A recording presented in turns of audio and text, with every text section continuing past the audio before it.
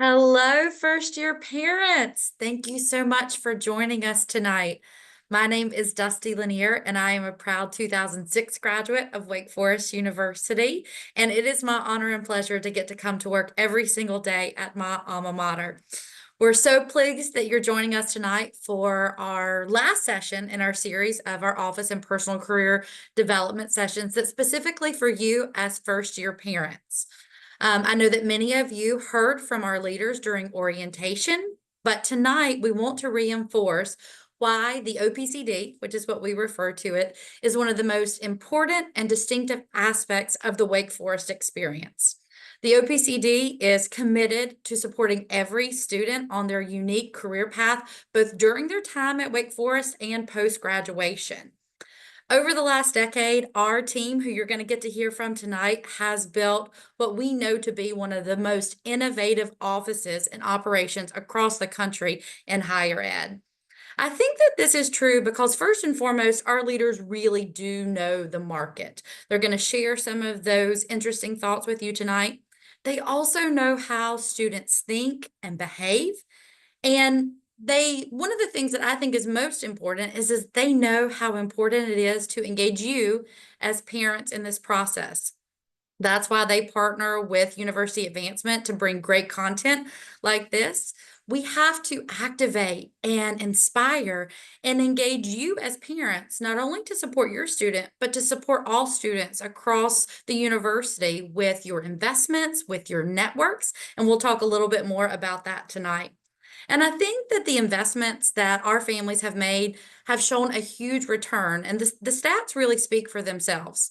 Over the last decade, over 96% of each graduating class is employed or in a graduate program within 6 months of graduation. That's amazing. That is top tier. And those outcomes are consistent for our undergraduate students in our undergraduate college and business and our grad programs. So I could not be more pleased to work with these amazing, amazing leaders. And I also have the honor and pleasure of introducing one of those tonight who will get us started, our Vice President for the Office of Personal and Career Development, Andy Chan. Andy came to Wake Forest about 15 years ago. I just missed him. And I can tell you that a lot has changed in our career readiness preparation for our students. Andy came from Stanford and has literally touched every single innovative piece of Wake Forest since coming here 15 years ago. Andy has been involved not only in our OPCD, but also our APCD, which is for our alumni, our Center for Entrepreneurship, our School for Professional Studies, our pre-college programs, and I could go on. But I'm going to turn it over to Andy to kick us off tonight. Thanks so much.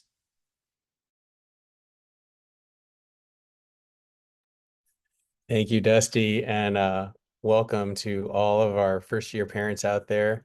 We are really glad to see you and look forward to spending a little bit of time with you to talk a bit about how you can be a great parent to your first-year student and also just about the overall college to career process.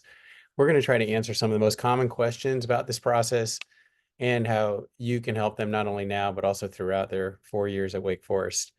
I'm going to take a few minutes to share sort of a big picture perspective about how to think about the job marketplace and sort of the experience our students should expect while they're in school, but also when they leave. And then also talk a bit about what parents can do. And then I'll ask my colleague, Heidi Robinson, to join me in discussing the experiences of our students and how we support them.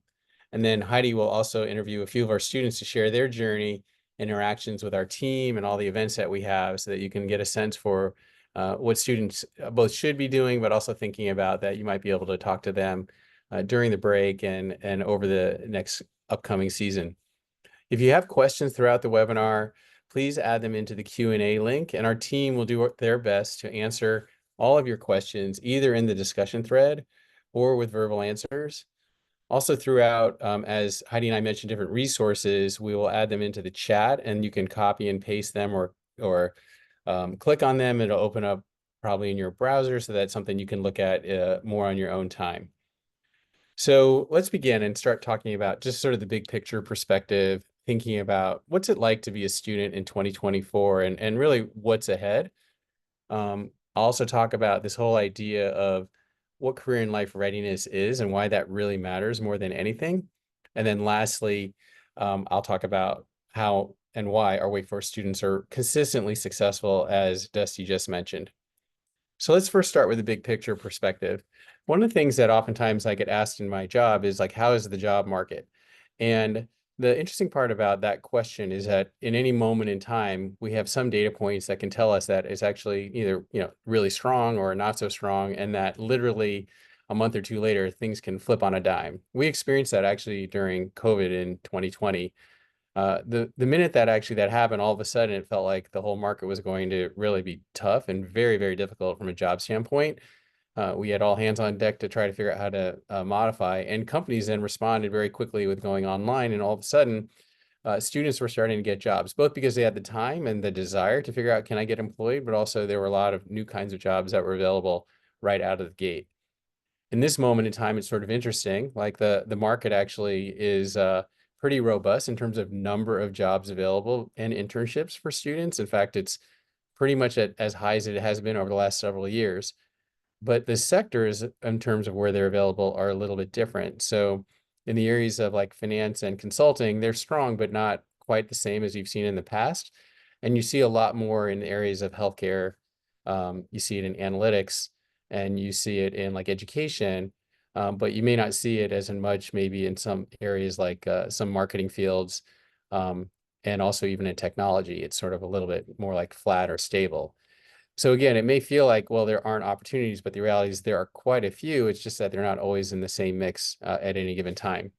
What we do know is that the job market's always going to have up and downs, and that actually even the market dynamics are really changing. Like, just a few years ago, it felt like everyone needed to know how to do computer programming. And now with the emergence of AI, that's actually starting to change. People are thinking about it differently. And so as a result, because of these kinds of things, it's really important for students to actually be thinking, what is it that both I want to learn and know, but how can I adopt a sort of lifelong learning mindset where I'll keep learning new skills over my lifetime? And that, in fact, research predict that college graduates will have over 20 jobs over the course of their lives, and many of them in their first 10 years of college. So the whole idea of how do I respond given that my life will change or my needs will change or the market will change, like that's what's most important. And that's why we talk about this idea of career and life readiness. And when we think about career and life readiness, it's actually this idea that you have the knowledge and skills, so those are your competencies, to independently get a job when I want or when I need it, and I can manage my life successfully. So it's both about not only my career, but my life. And we're trying to help them become independent and really able to be thoughtful about the decisions that they're making. It's really not the easiest work because the main thing is that, when you don't have a job and you're trying to figure it out, it can feel a little bit like, the whole question that a lot of us have is like, what will I do with my life? And I'm still trying to figure it out. We're trying to actually help students have a framework on how to think about it so they can get to that answer even more quickly. And one of the things that we really try to do is make sure they have the skills, the knowledge, and the resources, and those resources being what we have at Wake Forest to help them answer that question. So we're really trying to make sure that students have these resources and that they have the avenues to become career and life ready, and even when they're alums. And that's one of the things that Dusty referred to, is that we have a very robust alumni personal and career development center that even when they're making changes in their 20s or 30s or 40s, that we will be able to help them find something new, build their network, maybe pivot, develop new skills. That's all available to them even after they graduated. One of the other final questions that I oftentimes get asked is that about just, what makes Wake Forest students really good in the marketplace. And I'm very, very grateful that over the years, we've been able to collect this data in terms of students being engaged in the career process, whether it's coming to a career class, meeting with a coach, being able to like applying to jobs or attending our events, career fairs, and information sessions. Like each year, close to 80% of all students end up being engaged, whether you're in the college or the business school, whether you're a student athlete, whether you're first generation, like they're very engaged in this career process. And then the second thing is that those outcomes that we described, like every year within 6 months of graduation, we're talking well over 96%, and sometimes as high as 99% of students have something. And so that's really great. We've created, I think, a culture and a system where that's very possible. The other proof about this is all working is what recruiters say. And recruiters Again, this is one of the best parts of, I think, my job is when I get to go out on the road. And I happen to be in New York right now, talking to a lot of different employers about, how we can help more students get to their firms. And what they say is that our students are outstanding, that when they're in their internships and they're on the job, they hit the ball out of the park. And a lot of it is because they have an incredible work ethic, which is built into just the experience at Wake Forest. They are team players. They have really great interpersonal skills. They ask questions that a lot of other students don't ask, and that they just really are interested in the big picture. And they really don't exhibit any sense of entitlement, which actually is something that, again, a lot of people might say some of the frustrations of, sort of all younger generations is that, they aren't going to work hard enough, or that they're sort of entitled, and our students don't exhibit that. They do very, very well. So I think a bunch of reasons as to why that's the case. One is that in this Wake Forest culture, every student actually really steps up. Like, they step up in a way where they want to be part of it. They're very active.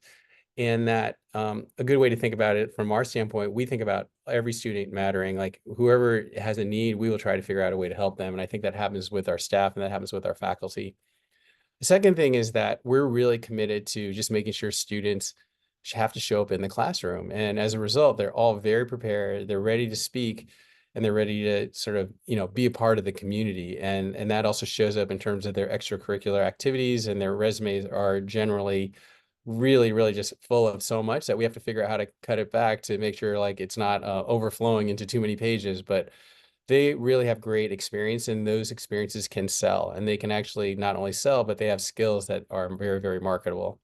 Um, as you all know, Wake is a very social and interpersonal and relational community, so that helps our students do really well on the job. And so that's another reason why I think our students do so well.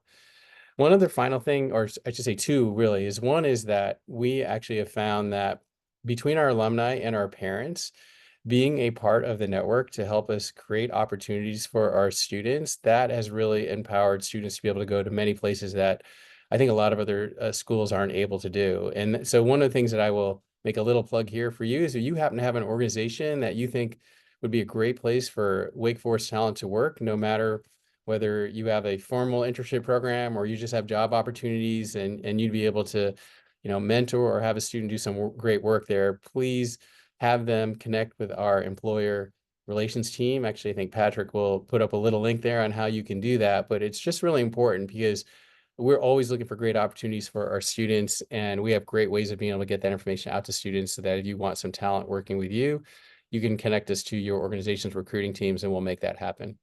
And finally, we really help our students get prepared when they have to go to the marketplace. And I'm going to have a conversation with Heidi now to talk a little bit about how we help students get prepared and think about it.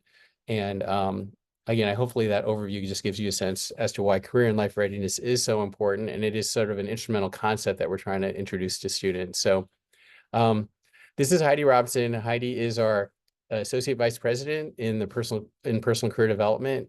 She and I have worked together for over a decade at Wake Forest, and Heidi has taken the lead at overseeing all of our coaches who work with our students in the college. She also has been the basically designer and creator and teacher of our college to career courses, which we will talk about. They are instrumental in terms of the impact it's had to help our students become career and life ready, but also helped us develop methods throughout our overall coaching process to make sure if your students aren't in the classes, they can still get the same benefit by just working with our coaches. So Heidi, before I get started, you want to say greetings and a hi to all the parents out there? I do, Andy, and I'm just so grateful to our parents. You have sent us incredible students. We see that in the classroom, we see that in our offices. They are engaged, and they are such important parts of our Wake Forest community. We are delighted that they are here. Thank you, Heidi. So I'm going to begin by starting with a very interesting thought before we get into all the details. Over the years, we have worked with and honestly taught a lot of parents about this changing role of, when your child was in high school and how you had to sort of manage them, to now being more like a coach or a connector. And maybe could you talk before we get started again, on all the details about what students should do, like just the parents' crucial role in their students' college career journey, and how can they, be the best supportive person for their student at this moment in time? I love that question, Andy. And both you and I are parents, and I have two sons who went to Wake Forest. So I have a great deal of empathy when we talk about the role of the parent and truly how crucial it is, particularly for this generation. We know that Gen Z is very connected to their parents and see them as instead of what might have happened in Gen X, where there might have been a break for independence. Instead, Gen Z really goes ahead and wants this close relationship with their parent and sees them as an important close relationship. And so one of the things that I would say as a parent is that we want some of the very same things that you do for your child, your student. We want them to live independently. We want them to feel excited and engaged about what is ahead of them. And we want to let them know that they are not alone in this process. I would say one of the pieces that is important for parents to remember, and I say this as a parent, thinking it for myself as much as I do for anyone else, which is to remember to let your child bounce ideas off of you. I remember this so clearly when my sons were in their first semester, that there were a lot of things they were thinking about. And some of them were career related. And sometimes they just needed me to listen and to say, hey, that's really interesting. I would say, Andy, you and I have talked about this, that it's a great part of parenting a college student to be able to say, tell me more about that.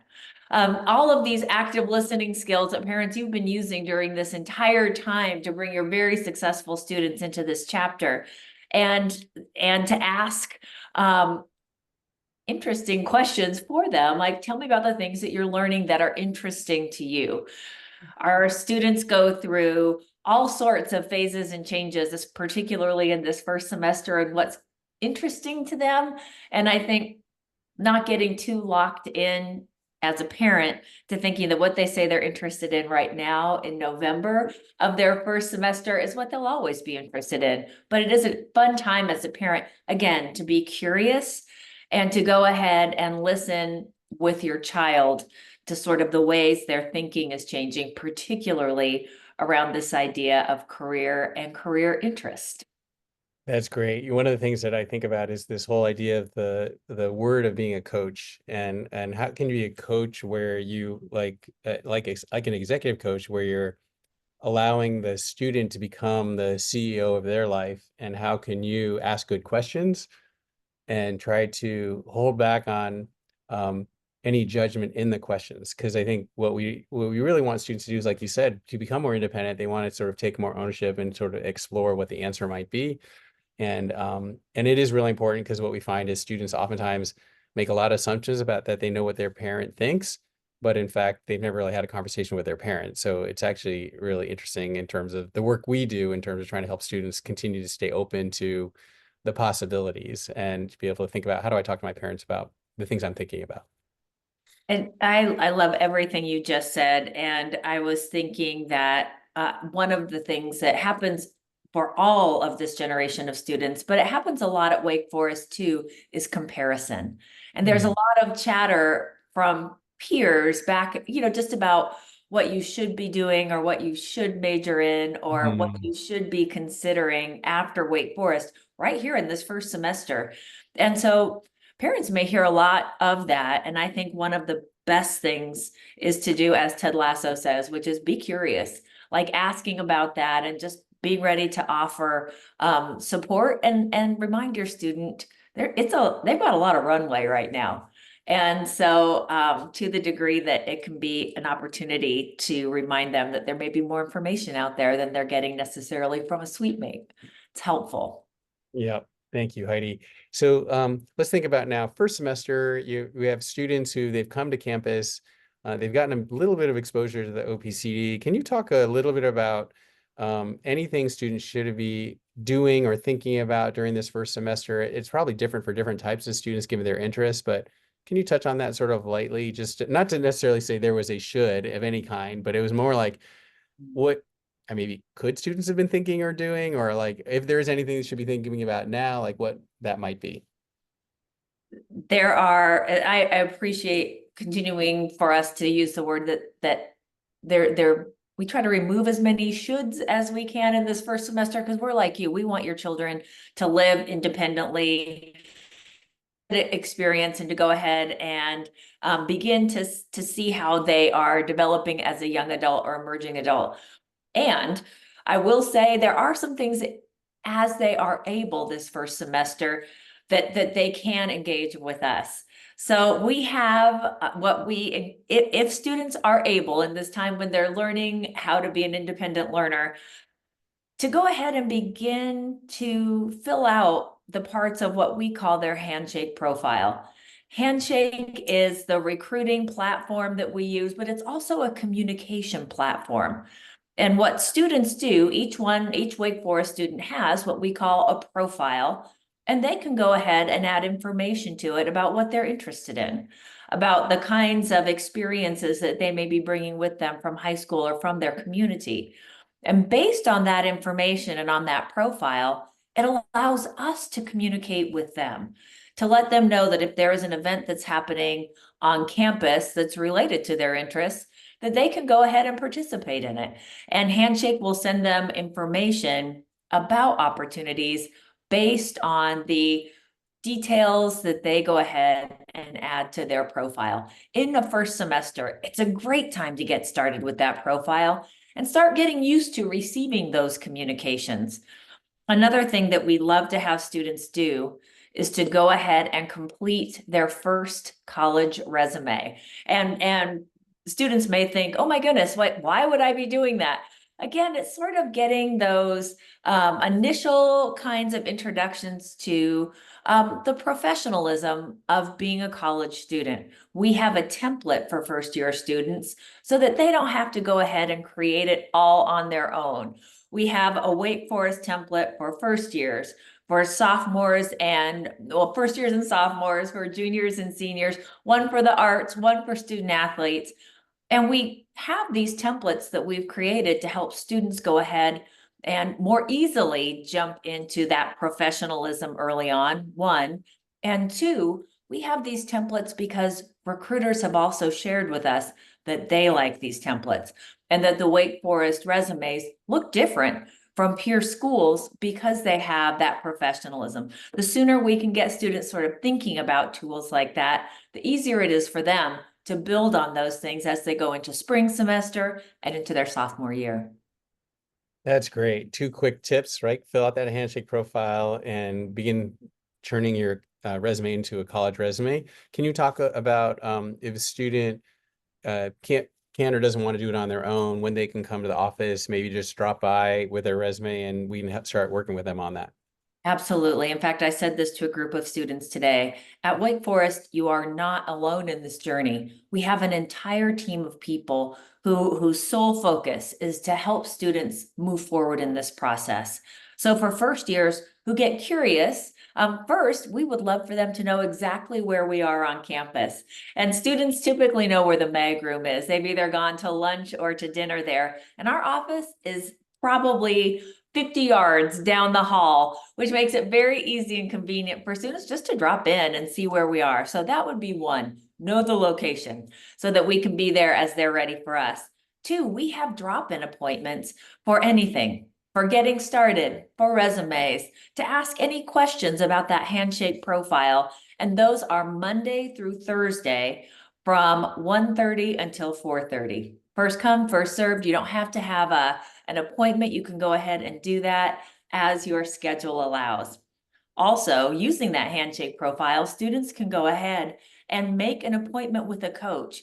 And then just to get started, and that may feel like, oh goodness, what is a coach and how do I get started? Our coaches are approachable, have been doing this for years and help thousands of students.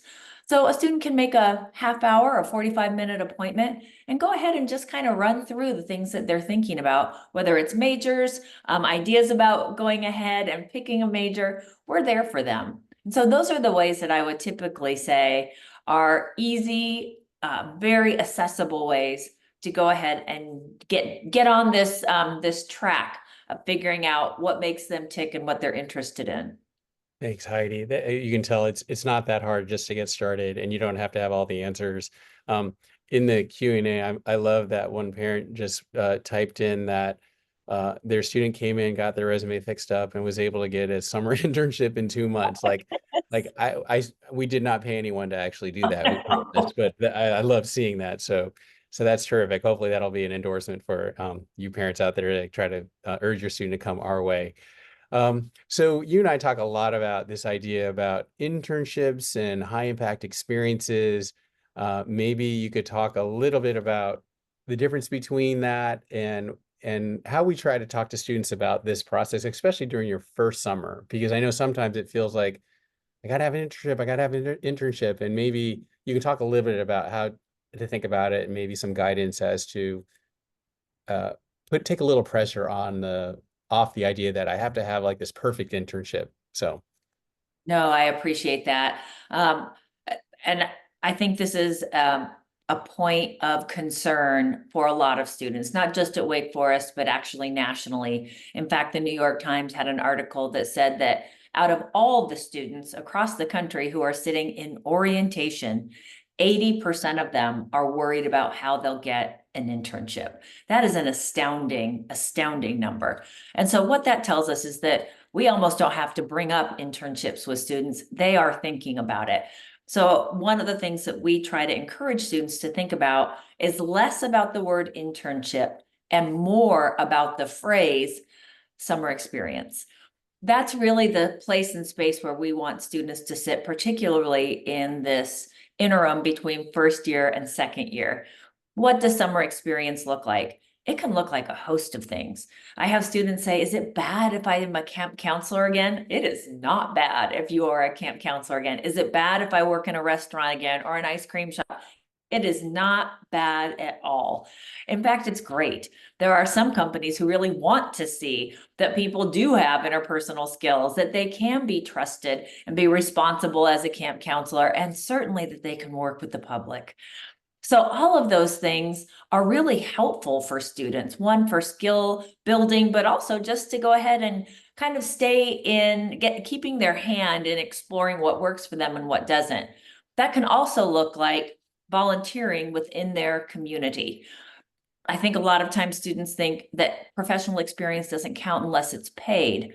And that is actually a myth that we are very interested and would love parents' help in going ahead and dispelling. If a person is volunteering, if a student is volunteering at an organization that they're connected to in their community, and perhaps they're running their social media, or maybe they're helping gather data, or they're helping create marketing materials or updating their website, all of these things count as professional experience. And that can be a great way for the student who is working in an ice cream store to go ahead and have other experiences that they can talk about as they come into their sophomore year. The other thing that I would say is a myth about getting professional experience is that it has to be a 9-week experience in order to count as professional. One of the things that we are really passionate about is a concept called an externship. And an professional experience that is shorter or perhaps even more project-based. A student might go in for a project for an organization. That counts. That's an externship. And by George, we're going to put it on their resume and help them tell that story of the skills that they gained because of that. I'll add that there are 2 websites that we really enjoy in terms of getting professional experience. One is Parker Dewey, and it has externships that often come from startup companies, but are also paid. And students can go ahead and use that new first year resume to apply and to go ahead and perhaps string together a couple of these externships over the summer. One of our highly successful sophomores, right now a junior, went so fast. But that's what she did. She had 3 different externships through Parker Dewey that gave her a chance to sample some different things.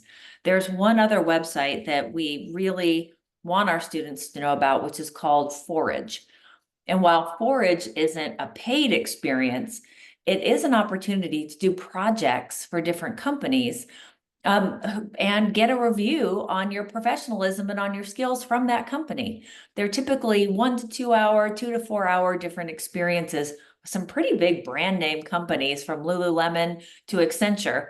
And it's an opportunity for a student to get some skills and then to also see, like, the thing that we are really interested in is what do they like? And even perhaps more importantly, what don't they like? Both of those things are really important information. That was really great. You know, one of the other things that I also think I think about is if it's possible, and this is not always possible, but having actually a variety of experiences is almost better than just having one, because you learn a lot about different workplaces. You learn about maybe different types of just actual work and jobs, so that you might actually find out I might have thought this is what it's like to work in a law office and realize, okay, I really don't want to work in that law office, but if I didn't actually work there, I wouldn't know. And then if the next thing you do is you're working, I'll make it up in a dentist's office. You might go, oh, actually, I really like that. But you can actually, it's more, less this is the perfect thing. Then they're like, oh, what is it about it that you like? And it's a lot about just opening up the possibilities to learn that eventually feed into getting more clarity about what you might really love someday. But it doesn't mean that just because you found this one thing, that's it forever. And that like, now that we've got the answer, like, don't think about anything else, because you're really early in this process. And I think being able to, whether it's actually doing these small sort of externship type things, or whether it's literally, I'm just going to go and job shadow for a morning and just see what that is like. It's like, that's an okay thing too. So I want to just sort of double down on, like you said, experiences are best, especially early on in this process.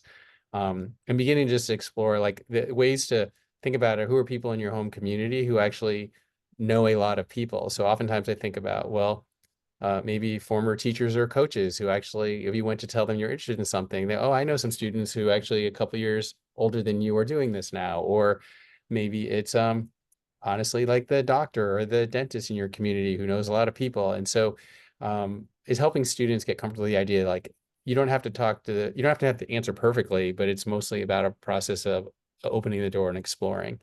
Um, yeah, you're gonna finish on this one before we go to the next one. Oh, well, I think one of my favorite activities to do with students is an ally map. And I think students do frequently feel like they are supposed to have all the answers. And genuinely, the pressure is so big that when they come home for Thanksgiving, inevitably someone is going to say, oh, well, what are you going to do? Or what are you going to major in? And it's a tremendous pressure for that student to feel obliged to have an answer. And most students would rather go ahead and just give an answer to stop the questions. And that's a hard spot to be in, because then our students are so authentic, then they feel like they're stuck and they can't explore other things. So with the ally map, it's really an opportunity to encourage students to have curiosity conversations. I would include in that list neighbors. I've had some students who have called their parents' roommate from college, who they may call Uncle so-and-so, and just ask questions about, what were you doing when you were my age? What were you thinking about? How did you get where you are? And can you tell me a little bit about your job? It's a wonderful, perhaps one of the most informative ways to go ahead and get not only a little bit of information about different kinds of careers, but also to understand that very, very, very few people actually have all the answers at 18 and 19, which normalizes the process. Yeah, we talk about those dreaded questions that students hate to have to answer, which basically usually are, what are you majoring in and why? And then the other is, um, what are you going to do with that major? Or what are you going to do after you graduate? Because like you said, it's like trying to pinpoint them onto something of which they're still trying to figure it out. So instead of just saying, hey, what are you interested in? Or tell me more about that. Like you said earlier, like keeping things more open-ended helps the student feel like you're interested in me and what I'm thinking, and I may not have it all figured out, and that's okay. Let's move on to talk briefly about the college to career courses, and what they are, how they work, and how students should think about and when to enroll in them. I am always so privileged and genuinely awestruck when some of our first year students go ahead and on their own find the college to career classes and are enrolled in them. Because to me, that's just such a wonderful display of who our students are. College to career courses are 1.5 credit, half semester courses that are part of a series. And we have actually 5 college to career courses that are on our books, and all are located in the Department of Education. So sometimes students, you'll say, what is a college to career class? And they'll say, oh, it's the EDU classes, because EDU indicates that the course is actually offered through the Department of Education. Each one of the courses answers some of those big questions that all human beings have to answer.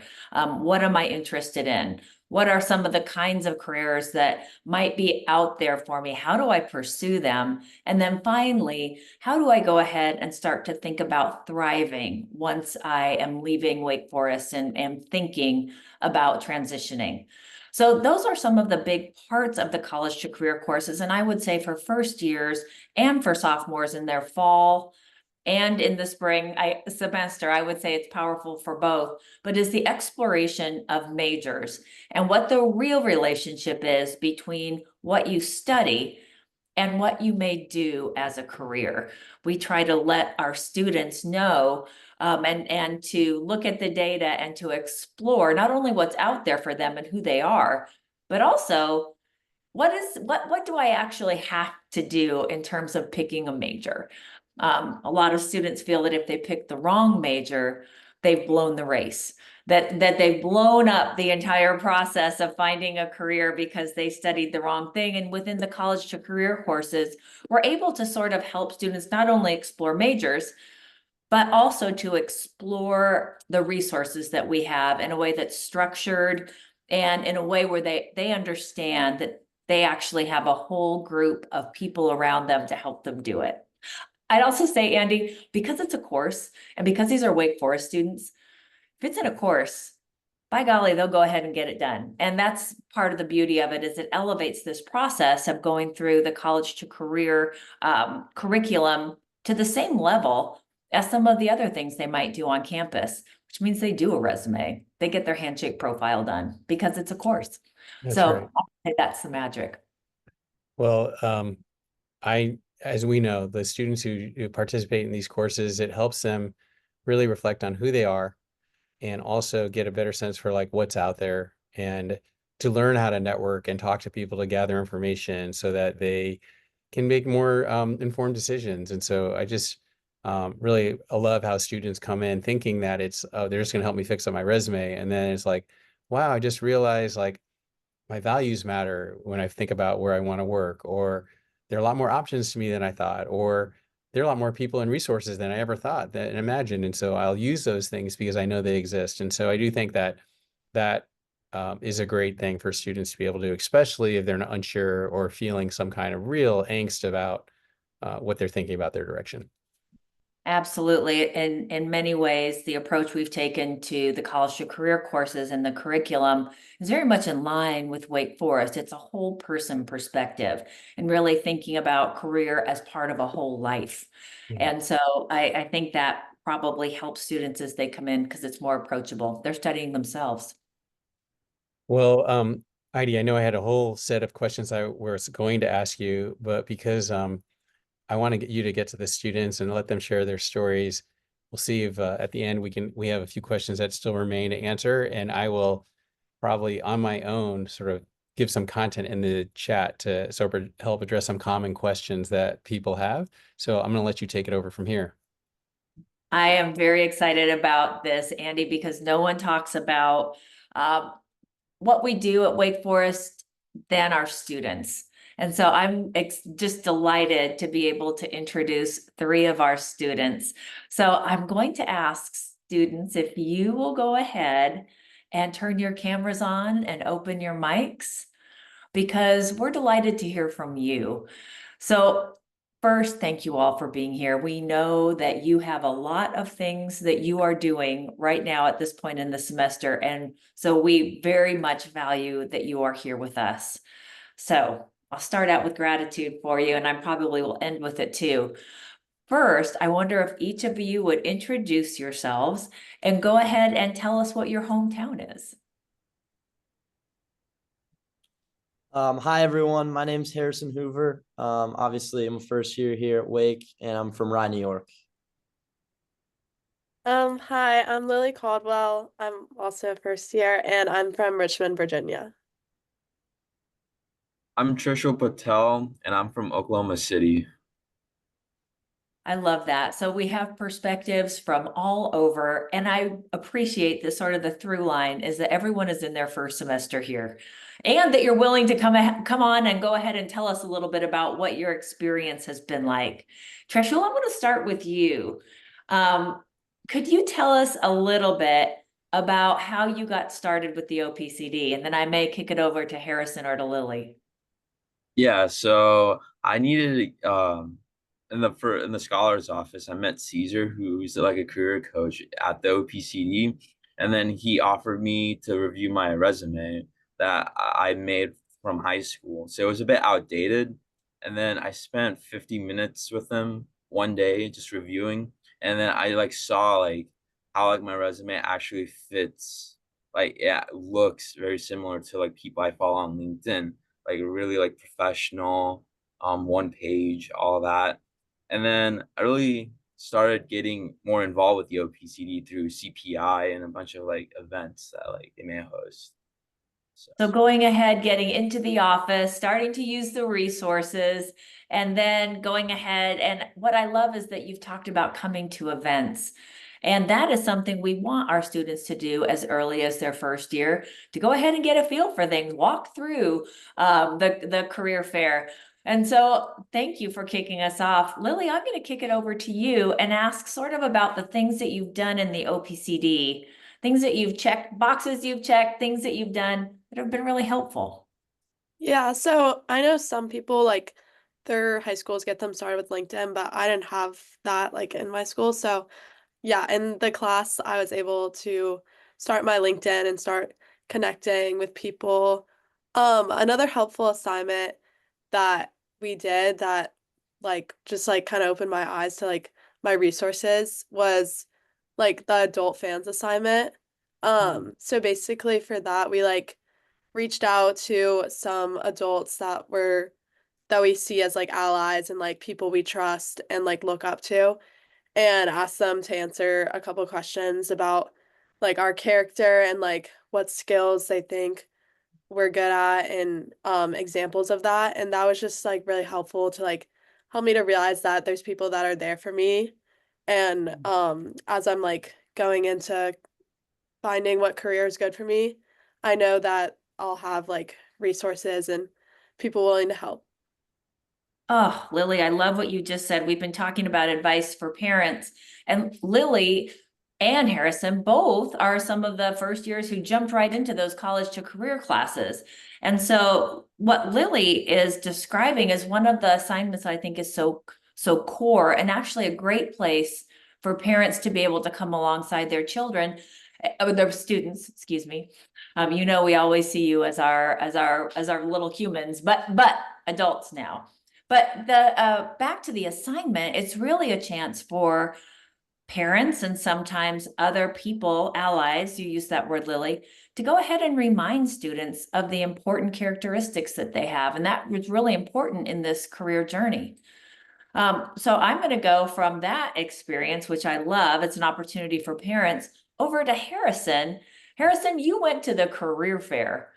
Why was that helpful as a first year?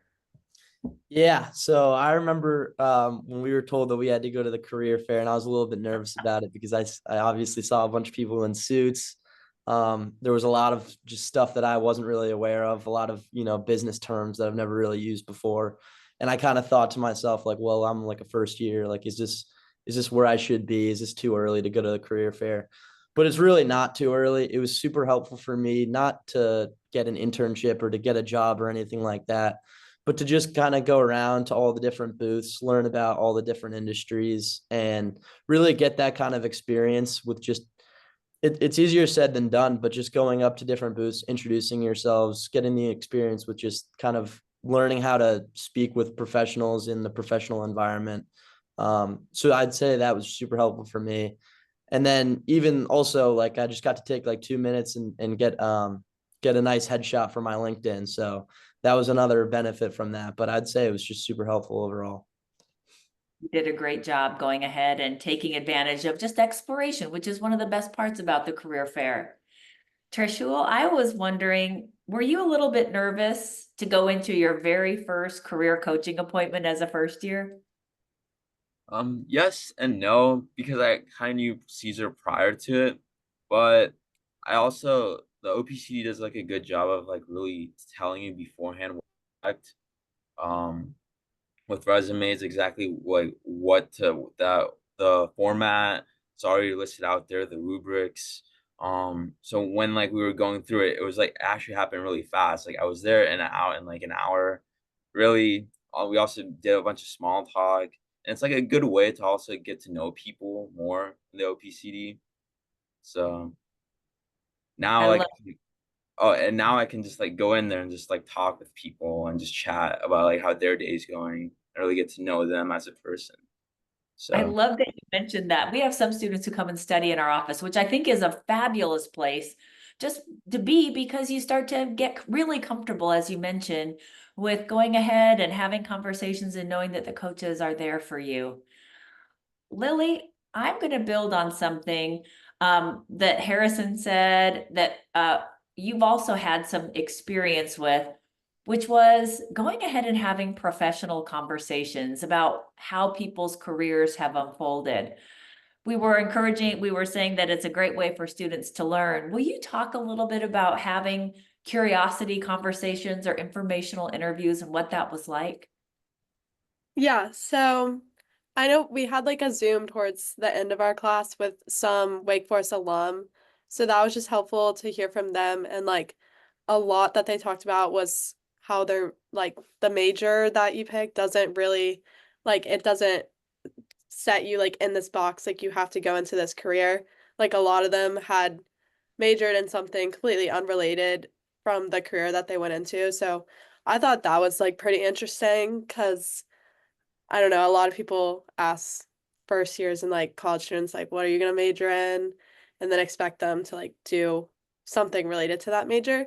But that kind of took like the stress off. So that was nice to hear that like you can major. Oh, I don't know what my lights just turned off. You can major in something like you're interested in and like something that you're passionate about. And you don't have to like worry about like what career that could be helpful for. So yeah. I love that. So taking the pressure off, you learned about different kinds of careers you might not have heard before, and also that, you've got a lot of flexibility in what you decide to do. Harrison, I'm going to ask us like a related question, I suppose. What have you learned about job search or internship search or career development through getting involved as a first year? I mean, what's been helpful about learning about this? Yeah, I would say kind of like Lily was saying, like one of the biggest things I've learned this semester was just kind of that major does not equal career. And so like as Lily was saying in one of the Zooms we had, one of the guys that was speaking about kind of his journey and his process was that he was a history major and he studied a bunch of history classes throughout all 4 years of college. And he just recently graduated from Wake and now he's working in investment banking. So obviously history major and investment banking, that's very different. And we've kind of just heard a lot of those stories. I think one of the things that's really stood out from the EDU 120 class that I took was we did this like game, guess the major. And yeah, Professor Robinson put a bunch of different careers on the board, something like, lawyer or a high school teacher, professional football player. And then it would be like some, random major that you would have thought given all of the jobs. So I think that really helped for me, kind of took the pressure off a little bit. I can kind of take a bunch of different classes this year, next year, kind of just learn what I want to do. And even if I choose a major and don't want to really pursue that after college, that's completely okay. So. I love that. So you can study what you love Mhm. and then use other ways to go ahead and uh, find out what your path might be, get experiences that lead you to the next thing, and then, of course, to whatever you decide to do after Wake Forest. I love Mhm. the idea of taking the pressure off and letting people sort of organically figure out what it is they want. All right, you three, you are really helping explain to parents how they can help their first years who are going to be home for Thanksgiving soon. I wonder if each of you could give a small piece of advice to the parents of first year students. Trishul, you want to kick us off? Sure. I guess my biggest advice would be to just encourage like your students like go and try something new, because like they don't, like most of them I would assume would not know like what they want to do yet, so it's okay to try things and like then figure out that you don't want to do it, that versus like you spend a lot of time doing one thing but then like you didn't get a chance to try another thing and then you realize you really like that one thing. So I love that. So be on this again. We talked earlier about be curious and be willing to go ahead and experiment and see what it is that catches your energy. Wonderful. Lily, you want to go next, and then we'll have Harrison bring it home. Yeah, so yeah, I agree with like the encouraging thing. Like a lot of times students will like veto their parents like, no, like I don't need your help and stuff like that. But like we like do and we appreciate like knowing that you guys are there for us and yeah, just like as a source to talk to because things get stressful and like there's definitely talk between the students like, oh, you did this internship and things like that. So it's just like helpful to know that we have you guys and like you guys are there to help us. I love that. I love that you sort of began with talking about needing reminders about what sets you apart, why you are at Wake Forest, and the special characteristics you have. You talked about that at the beginning, and then going ahead and a reminder right here that that support is so important. Harrison, what advice would you have for parents of first year students?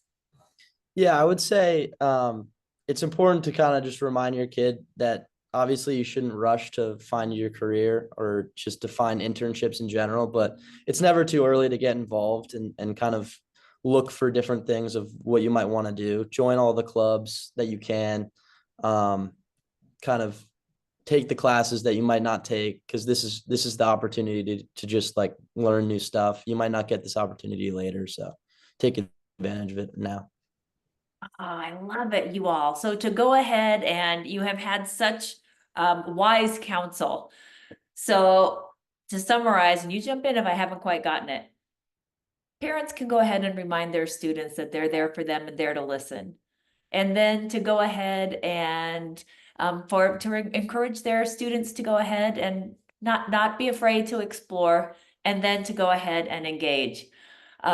Perhaps with the OPCD as they're able to in this time in the semester, but definitely get in, what would you say, January or get in now? What's your advice?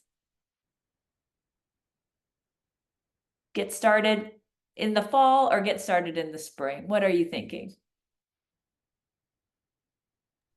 Probably just like whenever you can, like as early as you can. Yeah, I'd say. Okay. I love it. So perhaps drop in before the end of the year. Harrison or Trishul, what are you thinking?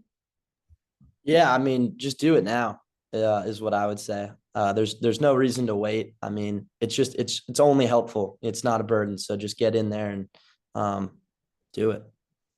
Love it. Trishul? I mean, I would say like go somewhere between September or October. That way it's like not that busy, and that way you get like the most like interactions with people. I love it. So we're hoping that we get all the other first years, the rest of South Campus in for a drop-in or for an appointment. I love that. Great advice. All three of you, thank you so much. I know you took time out of a very busy part of your semester to be with us, and we thank you so much. Thank you for being such great Wake Foresters. We'll see you soon. Thank you all for joining us. What great experiences, great advice. I have a feeling, Heidi, that these students were in your course or working with their coaches and really took in all the great guidance that you and your team have offered, and they're ready to be able to help anyone sort of, and will be successful through this process. So it's great to hear from them. Yeah, I would have them as ambassadors for the OPCD at any point. They have really jumped in. And you're right, Harrison and Lily both took the courses, and Treshul has actually just been in for a lot of appointments with our coach, Caesar. That's awesome. All right, well, we're going to wrap up with a couple final thoughts. What would you recommend that a first-year student and parent should be doing now, and maybe in particular over the winter holiday break coming up? I think we've sort of touched on this idea of exploration and curiosity. I think if I was going to highlight two things that I would love to have students do while they are at home, one is to go ahead and fill out that handshake profile or update their interests in their profile now that their first semester is finished. That gets them, that opens the door for us to invite them to different things, to events, and to give them information that's meaningful to them. And then the second thing I would do is, I think it'd be great if students do start hearing sort of about career journeys. I think those conversations, sometimes we call them informational interviews, sometimes we call them curiosity conversations, are really helpful. Be nice, a nice thing for your student to be reminded how much you care about what they're curious about, what they're interested in, and to ask them the same thing. That's great. Yeah, we talk about this phrase, like, what was your origin story when you were back in college? Like, what were you studying? What were you thinking? How did it work out? And in general, if you know, for a few of you, maybe you're doing exactly what you thought you would be doing when you're in college, but I'm sure many of you, you're sort of had a long, windy road. And I think sharing those windy roads is helpful for a student to realize, okay, maybe it takes a little time, but it's most important to sort of share what you've learned and, you know, what you might have done differently to help them think about that too. So I'm going to ask you after I share. So one piece of advice that I will just give is that we end up trying to figure out how to help parents be aware of all that we do. So in the parent newsletters and in the Daily Deke, which is authored by Betsy Chapman, we really try to make sure like we're giving you timely advice and ideas on how to help your student be engaged at the right time. So please try to keep an eye on those. And, you know, we can't obviously talk to each one of you individually, but we would like you to just be knowing that we're thinking about you and we're trying to give you all the information we can so that then you can go ahead and share that with your students. So that's my little piece of advice at the moment. Heidi, why don't you wrap up with one last piece of advice to the parents out there? Well, I think the last piece of advice I would have is to be ready for all the different comments and conversation that's coming your direction for Thanksgiving. I know that your student is going to be asked by someone, as mentioned around that Thanksgiving table, what they want to do. And to the degree that you can help normalize that everyone at this point was trying to go ahead and take a couple steps forward. I think that is a really wonderful way to go ahead and normalize, again, I'll use that word, the fact that everyone is in process and it's okay to be exploring. And then the other thing I would just say is to just to go ahead and remember that you are the most important coach that your student will ever have. And so they are grateful for your support, and they are really looking forward to seeing you. Well, thank you, Heidi, for all that wisdom and guidance. All the parents out there, as Heidi began in the beginning, thank you. Thank you very much for being here today. Thank you for sharing your wonderful students with us at Wake Forest. We really love working with them. They're going to grow dramatically over these next years, and we love being part of that process. So please try to find any way possible to send them our way so that we can be helpful to them and we can help alleviate any of their concerns and issues, and know that even if they run into a few roadblocks anywhere along the way, we're still there as a great, honestly, safety net and companion to accompany them along the journey to help them take a lemon and turn it into lemonade. So we just, again, say a huge thank you and have a great evening. A big go Deeks.